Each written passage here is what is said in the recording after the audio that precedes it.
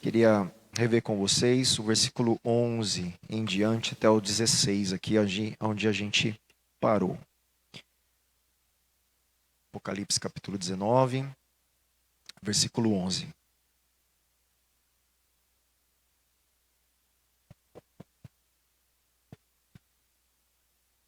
Então João escreve ali, né? Vi o céu aberto e eis um cavalo branco. O seu cavaleiro se chama Fiel e Verdadeiro e julga e combate com justiça. Os seus olhos são como chama de fogo. Na cabeça dele há muitos diademas. Tem um nome escrito que ninguém conhece, a não ser ele mesmo. Está vestido com um manto encharcado de sangue e o seu nome é Verbo de Deus. O exército do céu o seguiam, montados em cavalos brancos e vestidos de linho finíssimo, branco e puro. Da sua boca sai uma espada afiada, para com ela ferir as nações. Ele mesmo as regerá com cetro de ferro, e ele mesmo é o que pisa o lagar do vinho do furor da ira do Deus Todo-Poderoso. No seu manto e na sua coxa está escrito um nome: Rei dos Reis e Senhor dos Senhores. Então, vamos aqui para alguns destaques aqui que eu quero fazer. Nós estamos vendo aqui, existem algumas ações de um cavaleiro montado num cavalo branco. A gente vai identificar essas ações. São 4 ações principais aqui realizadas. Obviamente que nós sabemos que o cavaleiro aqui é Cristo, está falando de Jesus, do Cordeiro, que agora ele vem como um cavaleiro montado num cavalo branco, com um exército. Ele vem com esse exército montado num cavalo branco. Nós estamos chegando naquele clímax da vitória, de Jesus sobre a maldade da grande Babilônia, que foi julgada. A gente passou por todo esse processo. Então, a primeira questão aqui, olha que interessante, essas 4 ações realizadas por Cristo, todas fundamentadas no caráter dele como juiz. Jesus está vindo agora como juiz das nações, e como Messias guerreiro. Presta atenção, bem atenção no que eu estou te falando. Ele está vindo agora como juiz e como Messias. O que é o Messias? Aquele rei, filho de Davi, prometido lá atrás, que os judeus esperam até hoje e que os discípulos de Jesus achavam que Jesus viria dessa forma na primeira vinda. Tanto é que eu já citei aqui, você lembra da situação quando eles se entristecem pela morte, Pedro nega Jesus, não é assim, toda aquela situação? Aí depois que ele ressuscita, ele vai aparecendo para cada um deles. Chega um momento ali em Atos 1:8, tem aquela conversa. O que acontece ali? Como ele ressuscita nos discípulos o quê? A esperança messiânica. E a primeira pergunta registrada em Atos qual é? Então, é agora que o Senhor vai estabelecer o reino? Não sei se vocês lembram disso, porque a expectativa de um rei, Messias, guerreiro, conquistador, que vai tirá-los debaixo da opressão de um império, desse exílio, devolver a terra, restabelecer o templo, devolver o culto. Quer dizer, eles tinham essa expectativa, os discípulos também tinham, porque isso está prometido. Só que Jesus vai cumprir isso de uma maneira totalmente outra. Ele cumpre com uma nova Jerusalém, com um templo celestial. Mas ele vai cumprir, só não do jeito que eles achavam, na literalidade e no tempo que eles queriam, do jeito que eles queriam, numa Jerusalém que eles queriam. Então, mas a expectativa é verdadeira, é real. E aqui Jesus está vindo do jeito que eles queriam. Chegou a hora dele vir como guerreiro, Messias, julgando e destruindo a maldade das nações. Olha que interessante. Então, a gente tem que entender, porque a nossa teologia no Brasil, nós somos muito mal informados com algumas coisas. Teve uma dicotomia entre o Antigo e o Novo Testamento, como se fossem coisas totalmente distintas. E nós estamos vendo que para entender Apocalipse, eu tenho que voltar para o Antigo. Jesus está cumprindo todas as profecias, só que de um jeito diferente da expectativa primeira. Por isso a confusão deles na época. Eles não entenderam. Eles não conseguiam compreender que existiria 2 vindas. Eles não conseguiriam entender que a primeira vinda, Jesus viria como o servo sofredor para trabalhar o sacrifício redentor. E que na segunda vinda ele vem do jeito que eles queriam, juiz, rei messiânico, montado no cavalo branco, do jeitinho que está no imaginário de um guerreiro na época do Império Romano. Montado igual o triunfo que eu falei semana passada, tá? Aquela festa triunfo romano. É um cavaleiro montado no cavalo branco, com exército, recebendo honraria, com coroa na cabeça. Jesus ele está vendo exatamente o que no imaginário daquelas pessoas acreditava-se o que era ser um rei vencedor. E ele está falando, sou eu mesmo, eu estou chegando. Tá? Então, a primeira questão aqui que a gente vai ver, a primeira ação, os exércitos celestiais o seguem. Então ele não vem sozinho, ele tem um exército agora. Só que aí há um debate. Eu não vou entrar no debate, mas eu vou pontuar. Qual que é o debate? Quem compõe esse exército? Esse exército está falando de seres celestiais, de anjos, ou ele está falando da igreja redimida e que agora faz parte desse exército messiânico? Tem esse debate, tá bom? Eu particularmente acredito que faz parte toda, anjo e os chamados, os eleitos, para mim é tudo um exército só agora, final. Tá? Mas tem esse debate, então eu não vou me deter ao debate, mas só para você saber que tem essa coisa assim, ele que está com o exército está claro, o debate é quem são? São seres celestiais, são anjos, né? O pessoal lá da dimensão celestial, ou está incluso nesse exército, né? Que é o que eu acredito, os eleitos, fiéis, que fazem parte, porque isso também falou que a gente ia guerrear, ia vencer com Cristo. Então, eu acredito que a igreja está fazendo parte desse exército aí, os salvos dessa época. Tá bom? Segunda ação, a espada afiada que sai da sua boca. Então, ele tem um exército com ele, e sai uma espada afiada da boca. Então, olha só. A segunda ação é uma proclamação do julgamento de Cristo sobre as nações. Então, lembra, gente, vamos lá, vamos tentar, eu tento sempre deixar isso claro para vocês. Domingo de manhã eu tenho uma turma comigo e eu percebi a confusãozinha e eu acho que é melhor eu enfatizar isso. Quando a gente fala de não é literal, deixa eu tentar esclarecer o que eu falo. João está tendo uma visão. A visão é literal. Ele está vendo um cavalo, um cavaleiro, uma espada saindo da boca, um manto com sangue. A visão, ele está vendo essas coisas.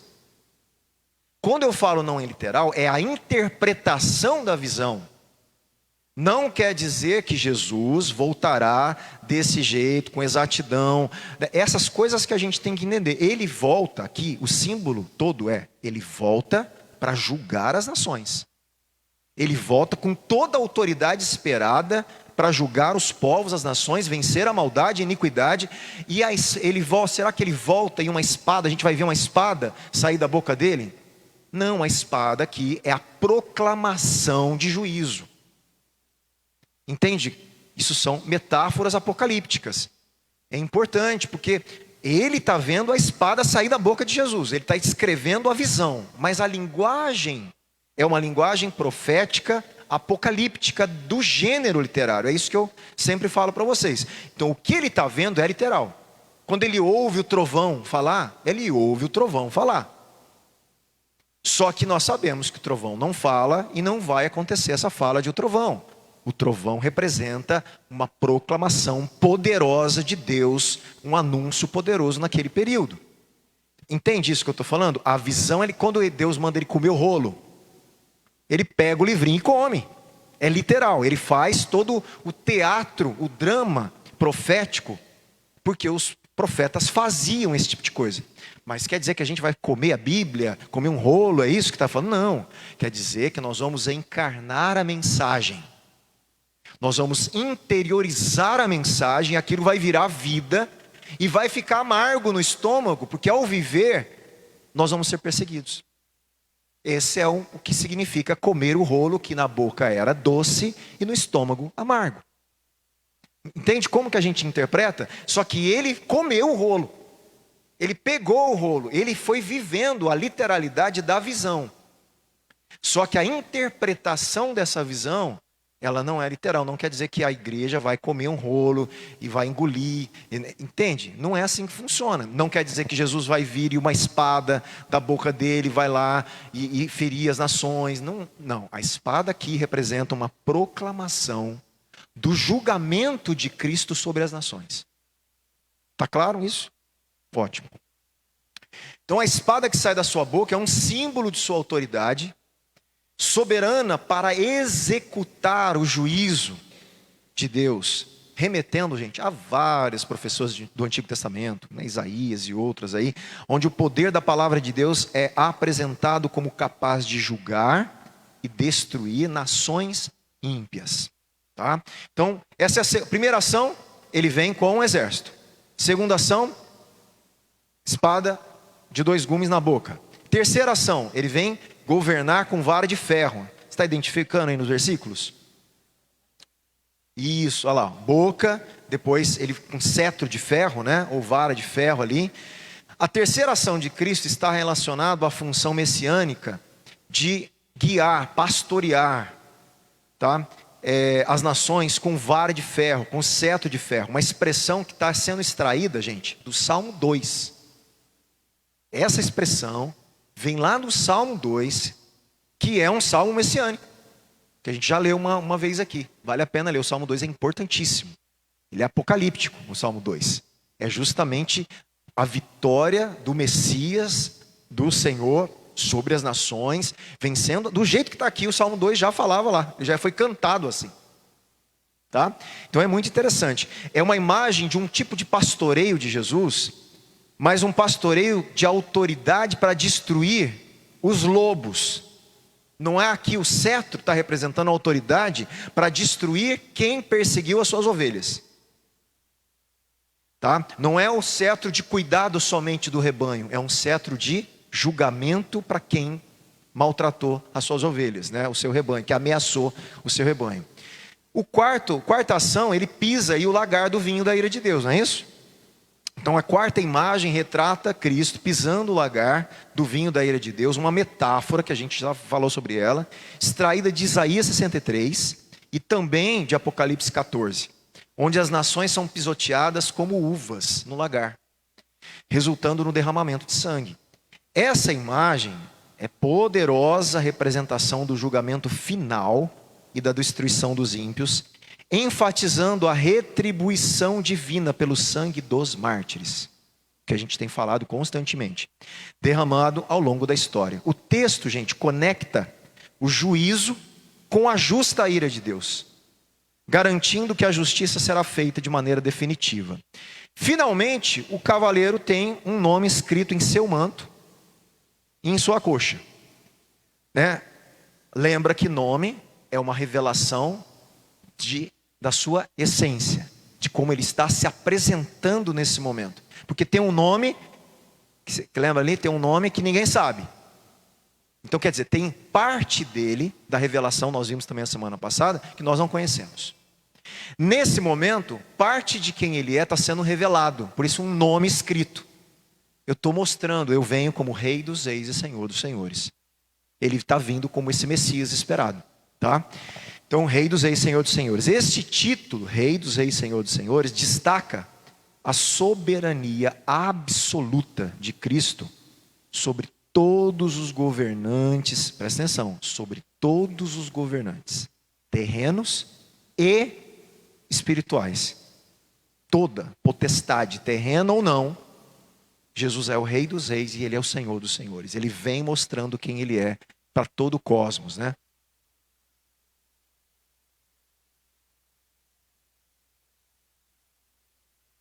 Ali também ele se demonstra, nós vimos também, ele demonstra como o verbo de Deus.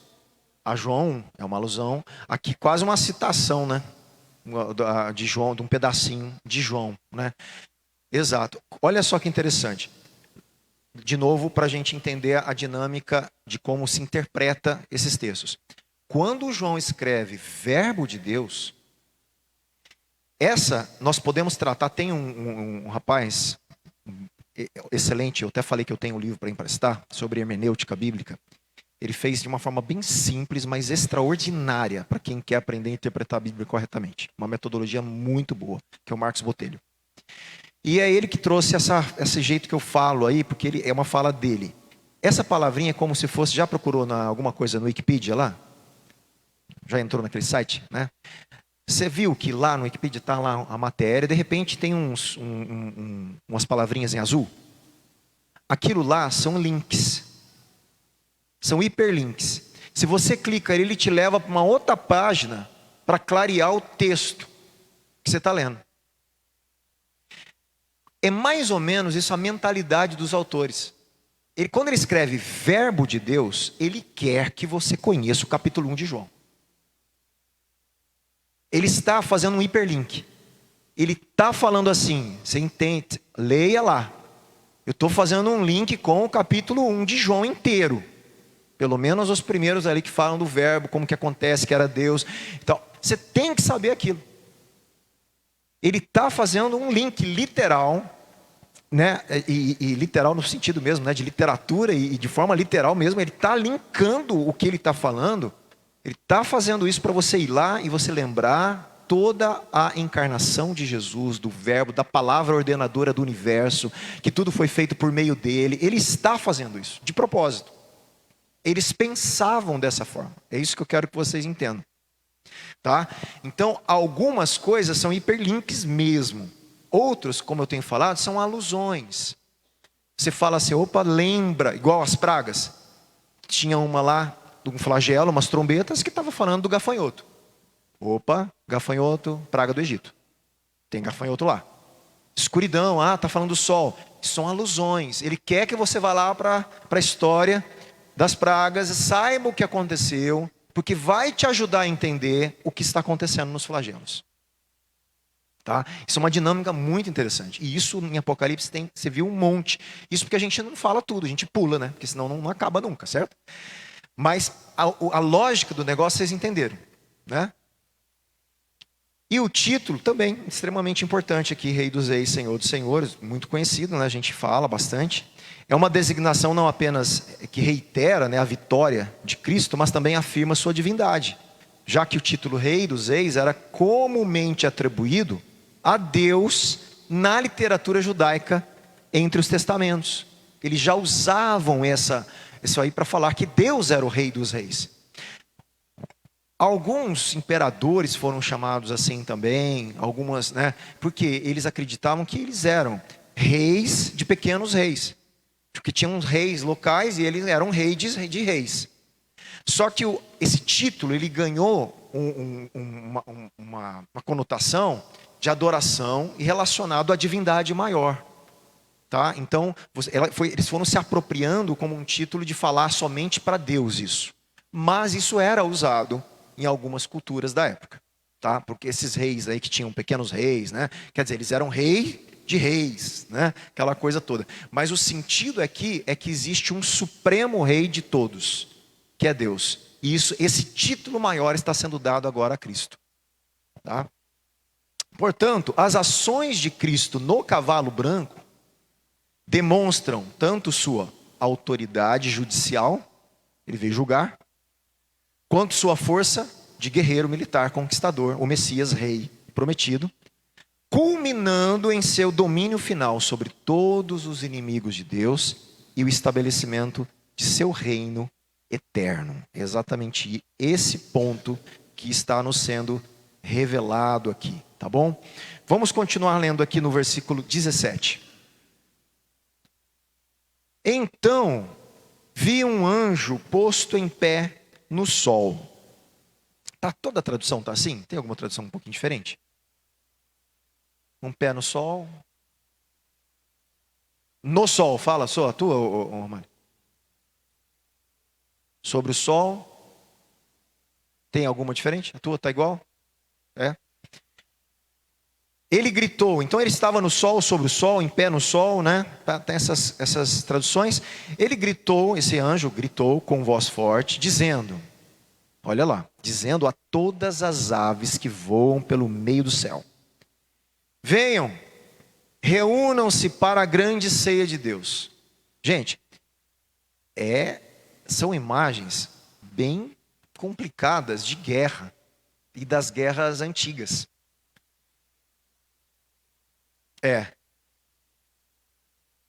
Para a ceia do grande Deus. Você vê que, se a gente olhar para o original, é muito provável que eles tenham que escolher entre alguma possibilidade, porque o grande está no meio ali, ele sabe se é a grande ceia ou Deus que é grande. Você vê que interessante?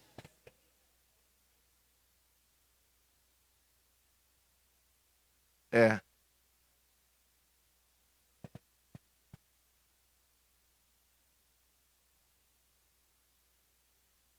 olha lá, o grande é o banquete na sua. Aqui o grande é Deus. Você vê como que os tradutores têm dificuldade, né? Muda alguma coisa? No final das contas, a mensagem não, mas para você ver que para a gente saber com exatidão, eles penam. Por isso que dá um pouquinho essas divergências de tradução. Porque um escolheu entender que o grande, né? Ele é a ceia que é grande, é grandiosa, majestosa, né? O outro está falando da grandeza do Deus da ceia. Então você tem essas nuances de interpretação. É legal a gente falar sobre isso para você sempre notar que é um trabalho árduo de interpretação, gente. Pessoal, ó, sua aí, né? Então, quando a gente fala que nós temos boas traduções brasileiras, é verdade e não foi fácil, né? Inclusive, nós temos um teólogo que eu admiro sempre, eu falo para vocês, vivo, né, que participou de uma das traduções que eu gosto, que é a NVI, que é o Luiz Saião. Então, o Luiz Saião, ele ajudou a tradução do hebraico para o português.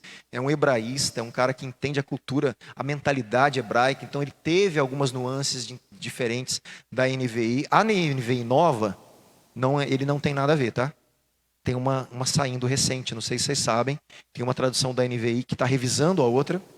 E aí ele não está no projeto. Ele está no projeto da outra primeira lá, o Luiz Saião. Tá? Então, é muito interessante. Ah, vamos ver, não sei aí. Mas ó, o que eu estou falando? Que é dramático o negócio, porque é óbvio que a gente não está acostumado com esse negócio aqui. Se você pensar quem gosta de filme antigo, épico, sabe, vocês já viram aqueles filmes antigos, onde o campo de batalha fica cheio de morto?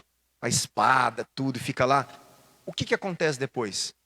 Aves de rapinas vêm comer os corpos.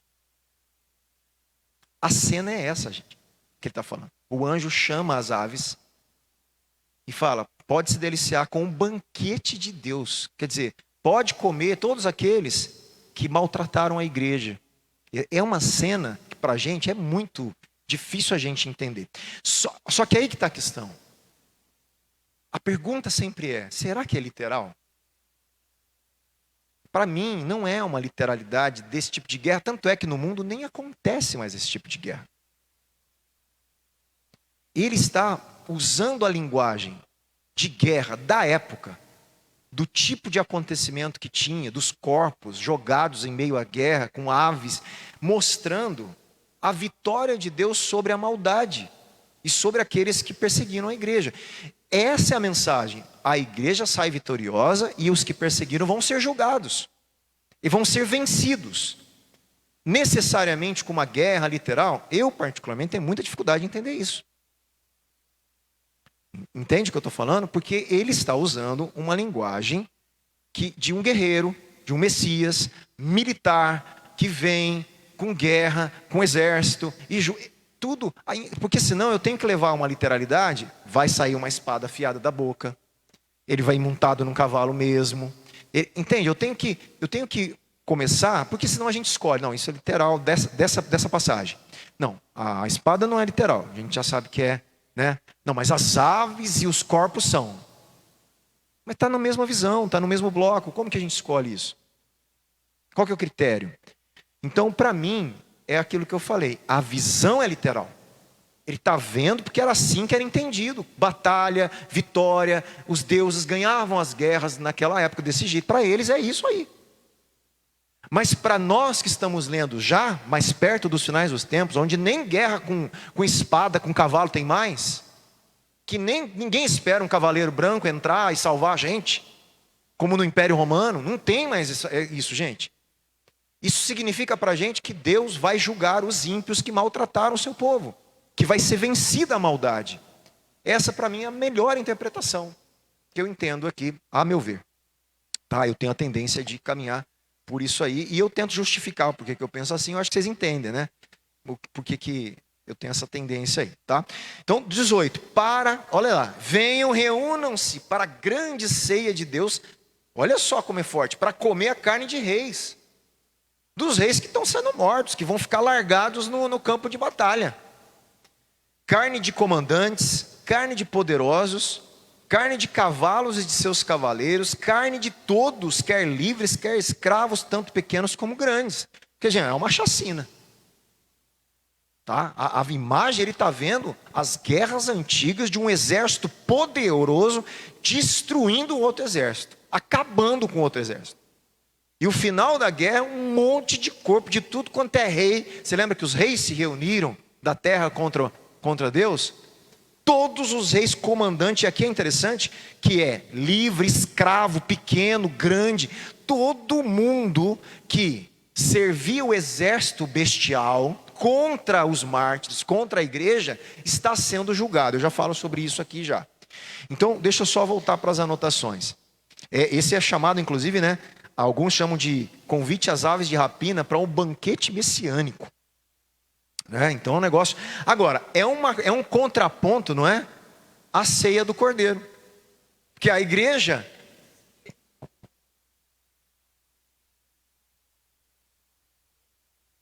Porque é um contraponto à ceia do Cordeiro. Exatamente. É a ceia do Cordeiro, a igreja festejando. E aqui é a ceia do julgamento de Deus para os ímpios, que perseguiram a igreja. Né? Então você tem esse contraponto, realmente, como eu tenho falado. Existe a Nova Jerusalém, a Babilônia. Né? Existem esses contrapontos,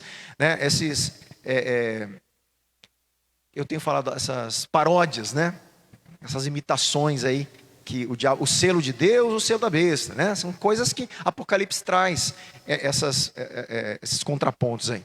A cena começa com um anjo, então, em pé no sol, uma imagem que reflete brilho, glória. O sol, ele também traz essa Jesus é chamado, né? Sol da justiça, né? Essa luz e a glória são vistas em outras passagens de Apocalipse, que a gente já viu que o rosto de Cristo brilhava como o sol, né? E assim por diante. O anjo convoca então essas aves para se ajuntar, né? Para essa batalha aí, né? Que vai terminar completamente ali de uma forma bem rápida. Você percebe que não tem batalha? Jesus simplesmente chega com a espada afiada e está tudo morto. E as aves são convidadas. Esse negócio da guerra do Armagedon, que a gente já passou, aquela expectativa que os reis, e vimos que se juntaram, né, para guerrear contra Deus. De repente, o cavaleiro do exército de Deus chega para guerrear. A hora que ele chega, o anjo já chama as aves para comer todo mundo, porque já foi. Não tem guerra, entende? Cadê a guerra? Não, exato, não tem. A hora que Deus chega para guerrear e vencer, não tem uma justa briga. Está na hora dele intervir e acabar com a bagunça que aconteceu. Hã? Exato. Numa voz dele de julgamento, acabou tudo. Né? Exato. Ele chega vencendo, ele já venceu a guerra. Pronto, exatamente. Inclusive, ele chega com o manto manchado do sangue da guerra.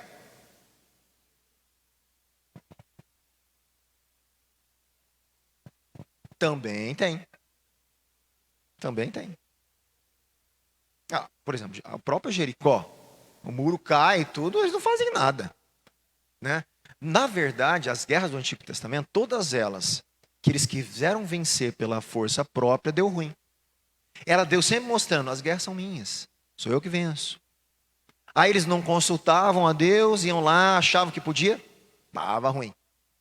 Não se santificavam, mentiam, a idolatria, né? Teve o problema lá, né? Que não conseguiu da primeira vez por causa de um problema de idolatria ali. Aí Deus julga, eles se adequam, purificam, a guerra é vencida.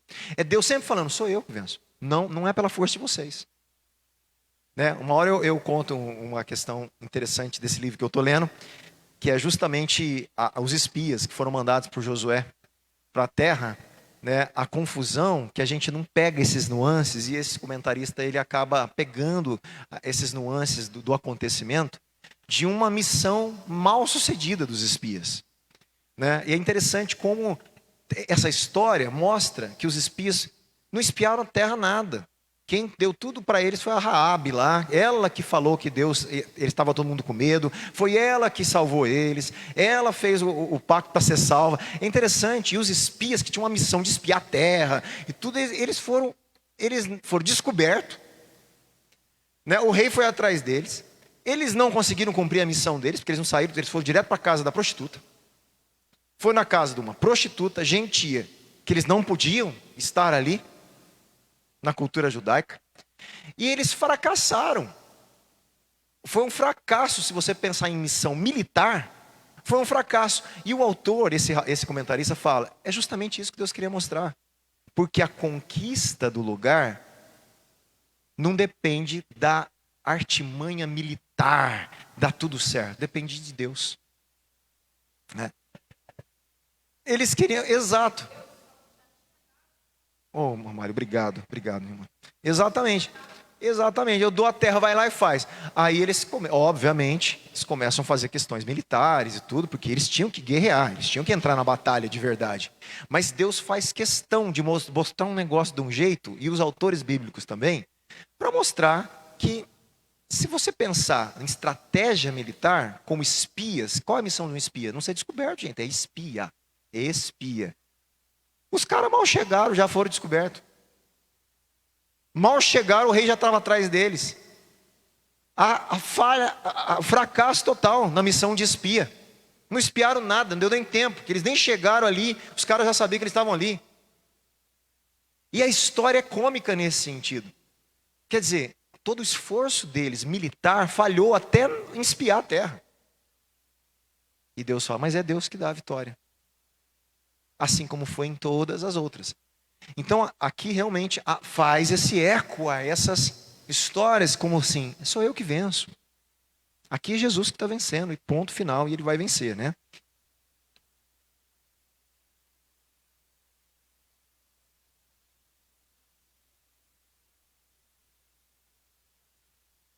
Deixa eu ver aqui se tem mais alguma informação.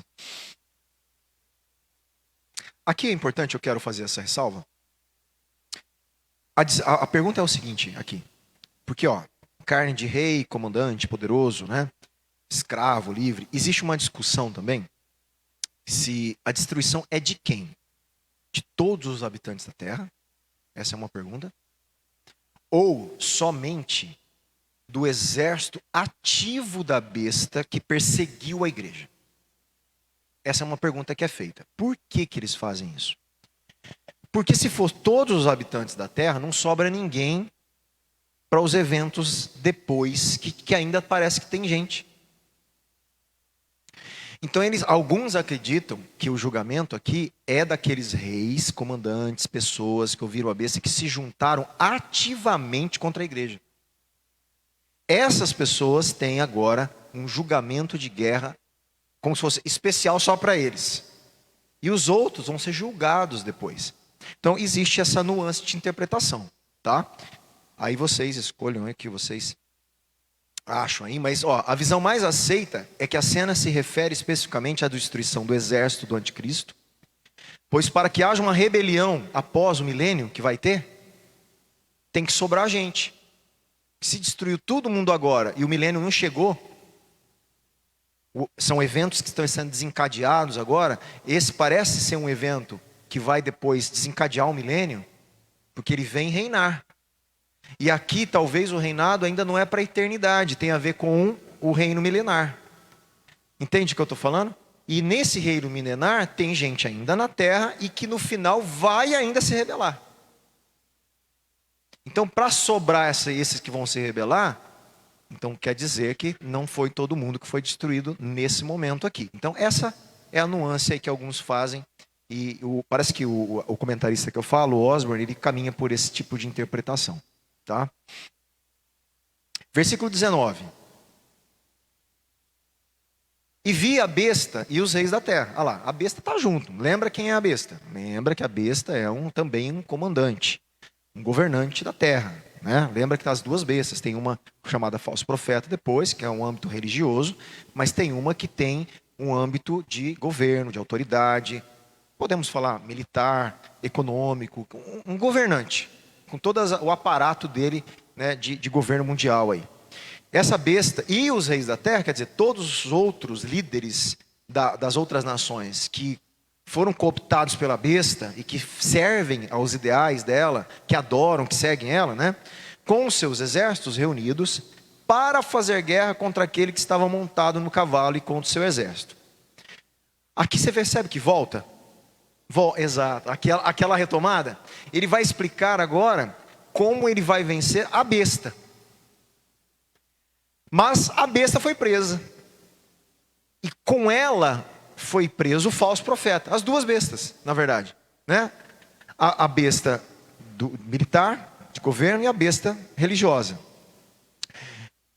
Que com os sinais feitos diante da besta, olha lá, o falso profeta, que com os sinais feitos diante da besta, seduziu aqueles que receberam a marca da besta. E eram os adoradores da sua imagem. Os dois foram lançados vivos dentro do lago de fogo que queima com enxofre. Aqui há, então, o julgamento dessas duas bestas. Tá? Você percebe que guerra que teve aqui? Eles se juntaram para fazer guerra. Mas não teve guerra. Simplesmente ele prende as bestas e joga no lago. Quer dizer, ele executa o juízo imediato sobre elas ali, né? Os outros foram mortos com a espada que saía da sua... Você viu como ele voltou? Ele está explicando o que aconteceu com... Quer dizer, a besta, as duas bestas lançadas no lago de fogo. E os outros, quem são os outros? A gente já viu quem são os outros. Reis, comandantes, poderosos, carne de cavalo, de cavaleiro, de todos, quer livres, escravos, pequenos. Quer dizer, todo o mundo que estava com a besta e que foi selado por ela. Os outros foram mortos com a espada que saía da boca daquele que estava montado no cavalo. E todas as aves, olha lá, elas convidadas por aquele anjo que estava no sol. Você percebe como que? Interessante, né? E todas as aves se fartaram das suas carnes. Quer dizer, campo de batalha, acabou, quadro terrível de, né, uma chacina ali, um negócio terrível ali de guerra, né? E para a gente, os finais aqui, deixa eu ver se tem alguma observação aqui importante.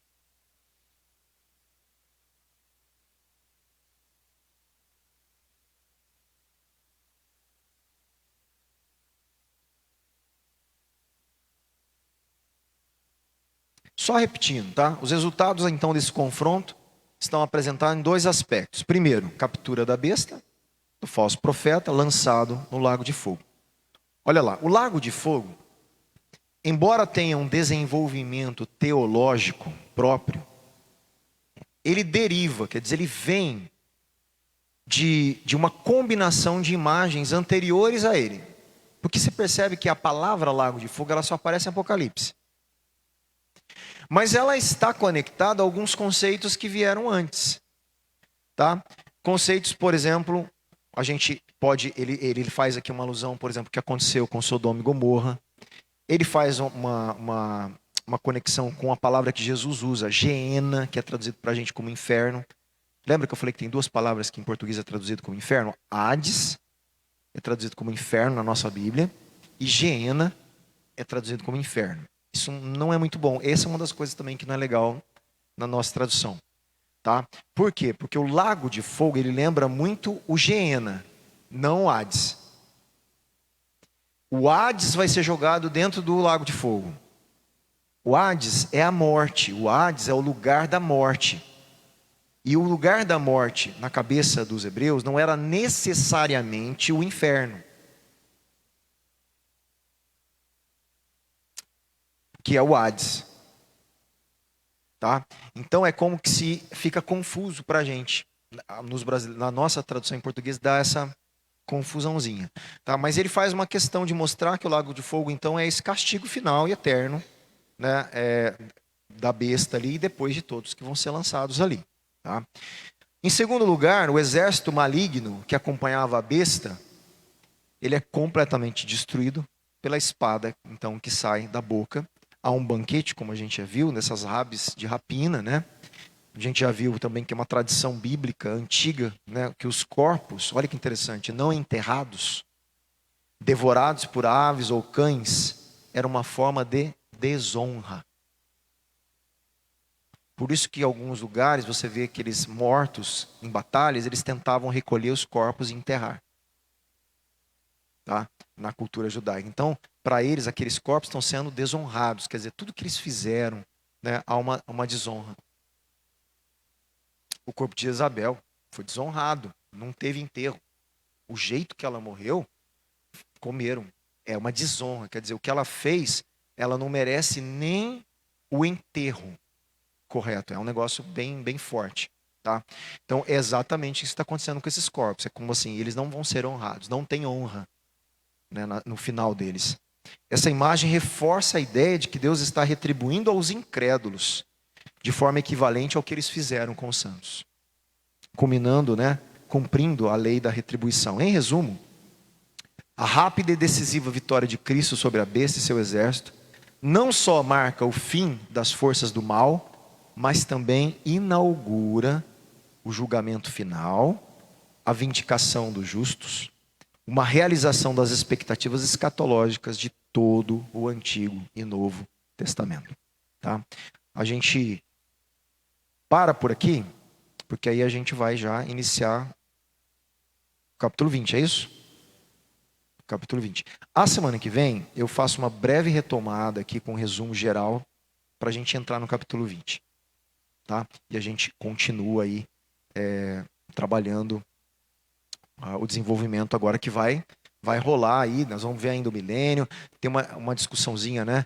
O milênio é literal também, não é? Como que funciona? E eu vou tentar falar o que eu creio hoje, né, em relação a isso, mas que há uma divergência enorme. Uma das coisas bem divergentes na teologia é o milênio, tá, gente? Tem linhas teológicas que chama amilenismo, pré-milenismo, pós-milenismo, né? Então você tem um monte aí de situação nesse sentido aí, tá? Mas vamos caminhar e vamos tentar entender, né, o que a mensagem central, a essência, o que significa esse período, que é o que a gente quer entender, né? Se tem literalidade de 1000 anos, se é importante ou não, eu acho que não é essa a questão, né? Não, não. Ó, a maioria dos reformados, que a gente chama reformado aqui no Brasil, eu posso, por exemplo, enquadrar a maioria das igrejas presbiterianas, tá? Inclusive, por exemplo, Nicodemos, eles são amilenistas. Eles não acreditam que vai ter um milênio na Terra. Em que sentido? Do jeito que eu tenho a tendência de acreditar, que a gente vai ver. Eles não acreditam, tá? Eles acreditam que nós já estamos no milênio. Que o milênio, ele começa a partir da ressurreição de Jesus, da morte e ressurreição do Espírito Santo, começa-se o milênio, que é esse período antes da vinda de Jesus, do julgamento do trono branco e da eternidade. Por isso que é a milenista nesse sentido. O A é uma negação do milênio. Tá? Então eles negam que existe esse período de 1000 anos, né? E que nós já estamos nesse período e que não tem um período de governo de Jesus na Terra, que é o que o milênio é um governo de Jesus antes da eternidade.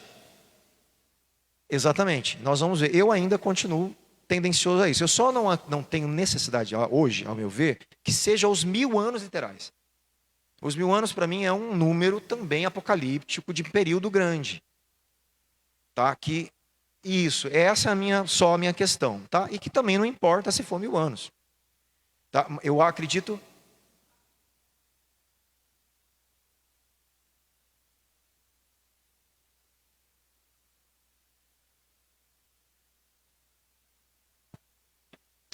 Exato. Então exatamente. Essa é a minha, essa é a nossa, assim, nossa maior talvez argumento para o jeito deles explicarem. Aí você fala assim, é óbvio que se eu falar isso para o Augusto Nicodemos, com certeza ele tem uma argumentação teológica robusta para justificar. Não me convence, eu já ouvi. É articulado, é interessante, eles têm uma, né, a complexidade da teologia deles é muito boa, Só que em relação a isso, continuo com a dificuldade, né? Exato. Você tem um governo real de Cristo que estabelece na terra nesse período antes da eternidade, antes do novo céu e da nova terra, a terra passa por um tipo de intervenção do Messias esperado pelos judeus. É como que se os judeus vão ter o que eles queriam nesse período. É uma antecipação, é como que aí depois disso, eles vendo o Messias que eles rejeitaram reinando, isso. Então, é nesse ponto que a gente vai chegar. Que eu tenho hoje uma tendência ainda a acreditar dessa forma. A hora que isso acontece, Satanás é solto no final do milênio, por isso que fala dessa rebelião, que tem que ter gente para se rebelar. E aí, então, vem depois os finais, um novo céu e nova terra. Aí entra a eternidade. Não é um milênio nesse tempo, nessa questão temporal. Apesar de Jesus, no milênio, Jesus vai estabilizar a terra. É como que se toda a estabilização climática. Isso. Eles falam que está preso. Eles falam que está preso. Não, eles falam que está preso no sentido de. Eu vou usar a linguagem que eles usam. Eles falam que para eles Satanás está preso igual naquela coleira que você prende cachorro no sítio, que ele tem aquela locomoção. Não sei se você já viu uma extensão que ele faz ele tem um limite de andar. Ele está preso, mas ele tem um limite. Eles falam que Satanás está limitado. Ele está preso numa coleira limitado, porque se ele tivesse ativo completamente, ele teria destruído tudo já. Deus limitou Satanás com a morte e ressurreição de Jesus. Tá? Então, você percebe? Eles têm argumentação, gente. Não é uma coisa simples da gente. Se eu sentar com Nicodemos aqui, não vai ser fácil debater com ele. Entende o que eu estou falando?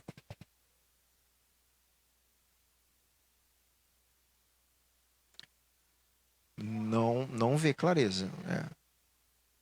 Eu acho. Por isso que eu ainda acredito dessa forma, certo?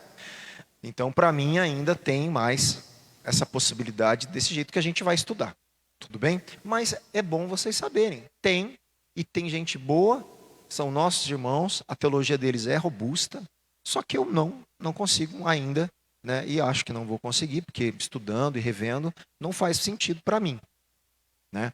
Então eu vou caminhar junto nisso. E eu estou feliz, inclusive, de entender que o próprio Osborne, que é essa referência do comentário, ele caminha semelhante ao que a gente pensa. É um comentarista respeitadíssimo, né, de Apocalipse, como eu tenho falado. Né?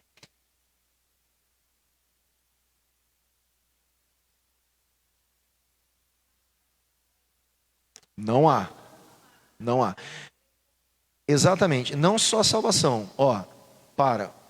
A vitória de Cristo, o julgamento, a eternidade, né? Tudo a ressurreição, o trono branco, tudo é igual.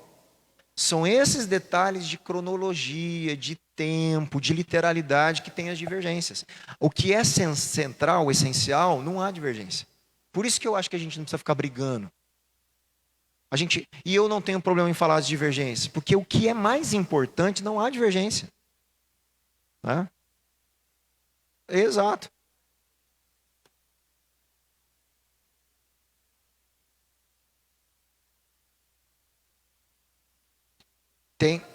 Tem divergência já entre eles também. Né? Já tem divergência. Inclusive o próprio Rodrigo Silva já falou que não pensa assim. Né?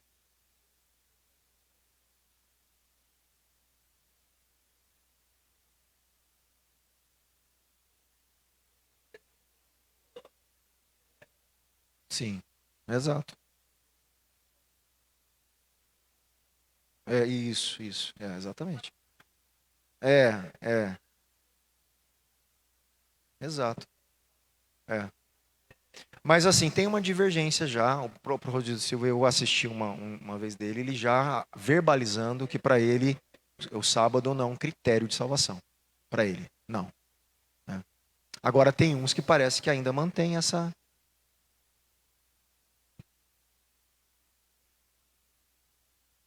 Mas aí Rabino não é adventista, Rabino é judeu. É, judeu. Não, não, rabino com certeza.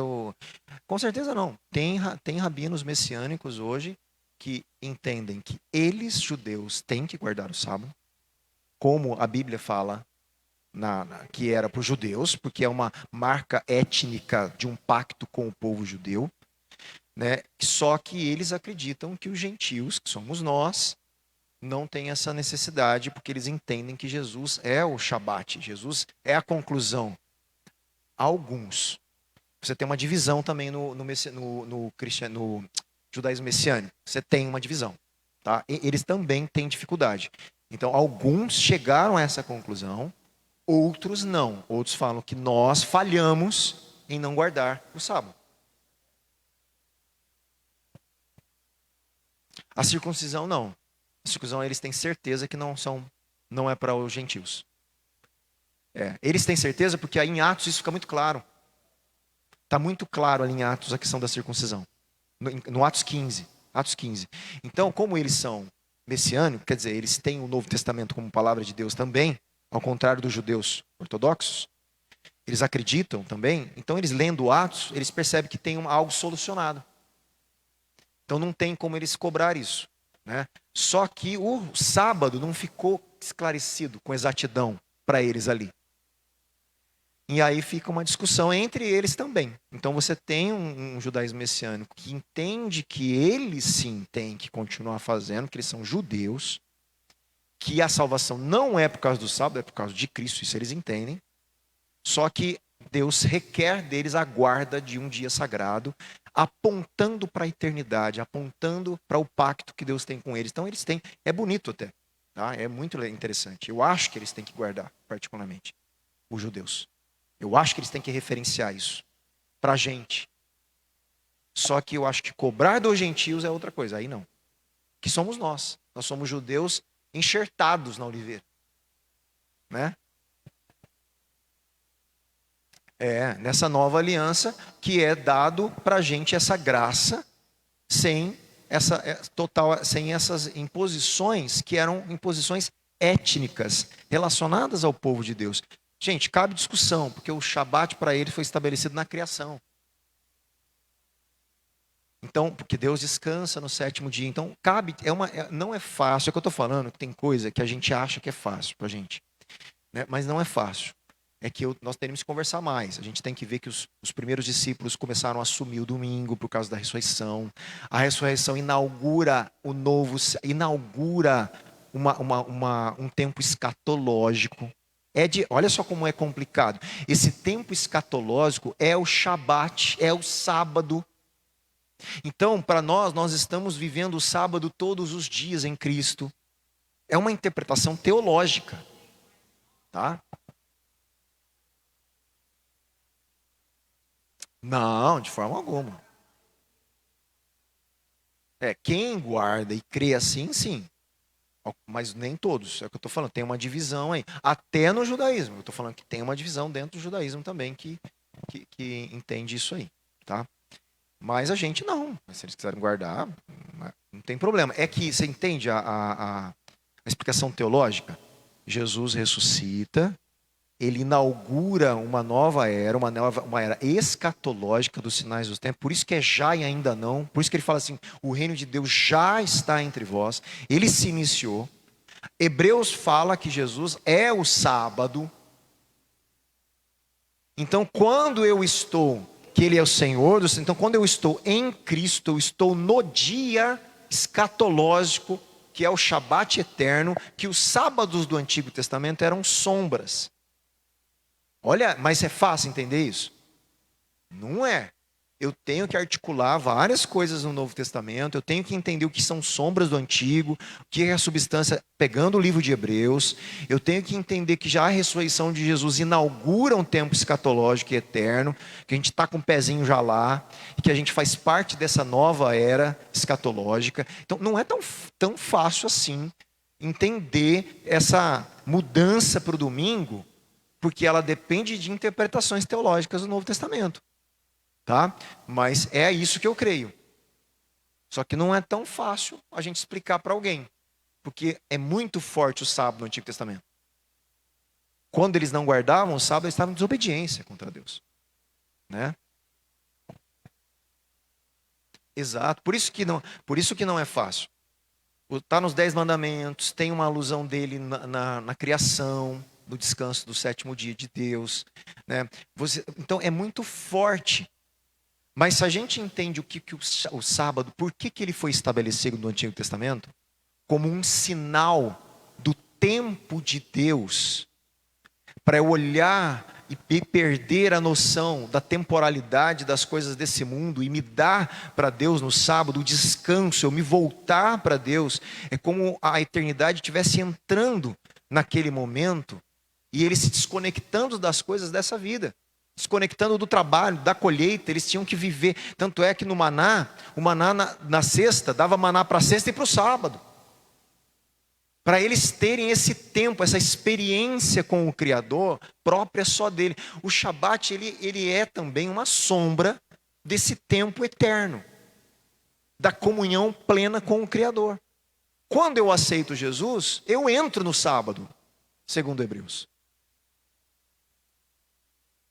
Exato, eu encontro o descanso. Em Cristo, esse descanso prometido é o Shabat. Por isso que nós guardamos o domingo, porque o Shabat se iniciou, né, da eternidade no 8º dia, depois do sábado, que é o domingo, que é o primeiro, né, que na verdade é o dia depois da semana que se inicia uma nova etapa da criação. É difícil entender isso, mas essa é a teologia do Novo Testamento. É a ressurreição que inaugura esse Shabat. Tá? Então em Cristo nós estamos... Segunda-feira é sábado para a gente, terça é sábado, quarta é sábado. Todo dia é dia da comunhão com Deus plena no nosso dia a dia. Tá? Então é isso aí. Vamos orar.